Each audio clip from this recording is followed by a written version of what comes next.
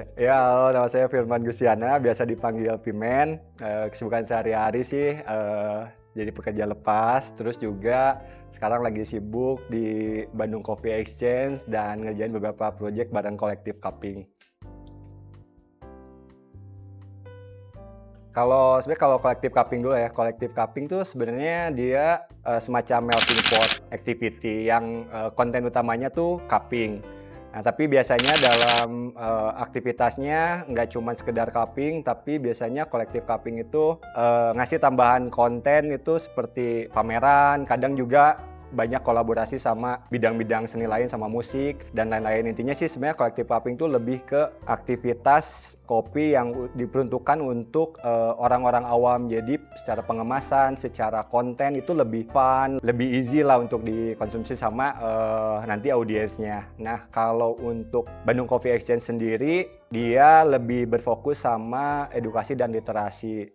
Secara bentuk, Bandung Coffee Exchange itu jadi semacam ruang belajar bersama yang sifatnya inklusif. Nah, biasanya kita banyak ngejembatanin dari beberapa researcher, peneliti, entah itu dari bidang apapun yang berhubungan dengan kopi untuk kita olah, lalu kita jadikan konten aktivasi yang kita sebarkan ke teman-teman audiens di pelaku dan penikmat kopi sih. Nah, kalau Bandung Coffee Exchange, aktivitas pertamanya beberapa tahun yang lalu itu kita ngedatengin Lucia Solis. Titik berangkatnya karena kita waktu itu ngerespon satu isu soal fermentasi kopi yang lagi marak banget. Dan kita banyak lihat pola diskusinya di industri ini tuh cukup liar dan kemana-mana. Waktu itu ya kita ngerasa perlu ngedatengin satu expertise di bidang fermentasi kopi untuk ngejawab banyaknya pertanyaan dan diskusi yang terjadi soal fermentasi itu. Makanya waktu itu kita datengin Lucia Solis. Untuk tahun ini kita ngelihat itu tren industri terutama di negara-negara ASEAN yang cukup berkembang. Makanya Bandung Coffee Exchange sekarang banyak ngarahin program-programnya ke sana karena biasanya kita melakukan satu program berdasarkan isu yang sedang terjadi gitu. Ya intinya sekarang kita pengen banyak belajar soal pesatnya perkembangan satu negara di Asia yang lagi progresnya lagi kenceng-kencengnya nih gitu untuk di industri kopi sendiri. Makanya kita lagi banyak angkat isu itu sih. Ya kalau ngobrol-ngobrol sama beberapa teman-teman yang ya ada di luar negeri gitu dan ada beberapa teman yang Indonesia yang sempat merasakan ke luar negeri, sebenarnya Indonesia tuh nggak kalah secara industri. Kalau bicara soal resources, kita punya banyak resources yang cukup komplit dari mulai sumber daya kopinya, kebunnya, terus di industri hilir kita punya banyak barista yang jago-jago gitu yang berkompetisi di kelas dunia gitu, terus eksplorasi apa dan segala macam. Sebenarnya kita nggak kalah gitu, cuman mungkin ada beberapa hal yang belum terintegrasi aja gitu di beberapa stakeholder yang akhirnya untuk jadi satu kesatuan bahwa misalnya kita mau jadi satu negara yang klaim negara kopi gitu yang fokus di sana tuh rasanya masih perlu banyak waktu dan perlu kerjasama yang lebih banyak sih dari beberapa pegiat.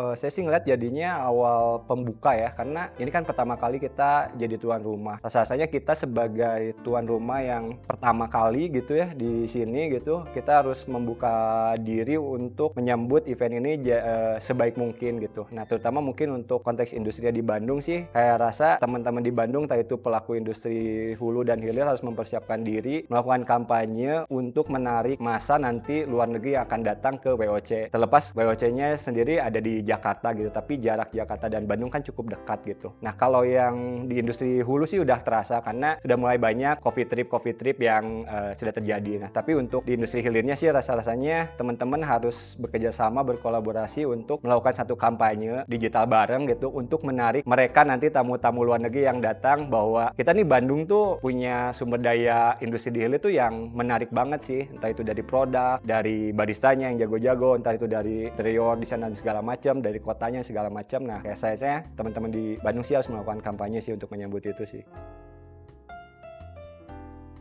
Kalau Collective Cupping lagi berjejaring di skala lokal, kita lagi ada kerja kolaborasi sama teman-teman di Bali untuk bikin satu aktivasi bersama gitu. Terus kalau Bandung Coffee Exchange sendiri lagi nyiapin program untuk melakukan studi banding ke salah satu negara di Asia Tenggara gitu. Karena kita ada rencana sih mau ke Thailand gitu. Jadi sebenarnya kita lagi banyak mempersiapkan diri, terus riset dan berjejaring sama teman-teman di Asia Tenggara untuk melakukan jejaring dan melakukan proses riset sebelum nanti kita studi ke sana sih. Nah, untuk Bandung Coffee Exchange sendiri isinya banyak banget. Salah satunya tuh yang penggagasnya adalah Om Andi Wijaya, terus ada juga Om Rius, ada juga Mbak Ratna, ada Regi, terus ada Alvira, ada Om Fadli, terus ada siapa lagi sih, ada yang kelewat.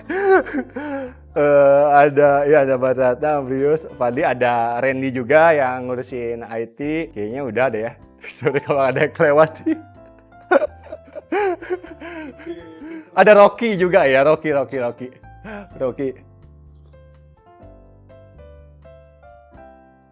Kalau tren sih sebenarnya agak cukup sulit membaca tren hari ini karena trennya bergerak sangat fluid banget ya. Bisa jadi kayak tadi mungkin eksplorasi produk masih akan terjadi gitu dengan tren dari Magic, terus kemarin ke Montblanc Coffee, ke Dirty Latte, apa dan segala macam gitu.